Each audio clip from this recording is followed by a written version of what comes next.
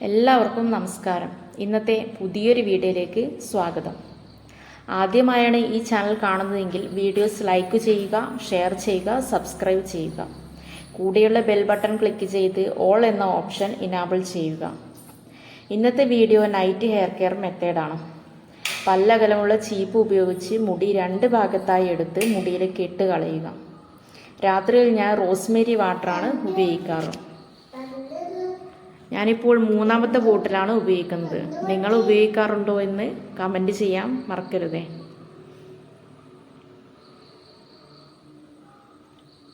മുടി മുന്നിലേക്കിട്ടും ചീകി വൃത്തിയാക്കി സ്കാൽപ്പ് മസാജർ കൊണ്ട് മസാജ് ചെയ്ത് മുടി മടഞ്ഞിട്ട് തുമ്പ് ഭാഗം കെട്ടിവെക്കാം. രാത്രിയിൽ ഞാൻ ഇത്ര മാത്രമേ ചെയ്യാറുള്ളൂ.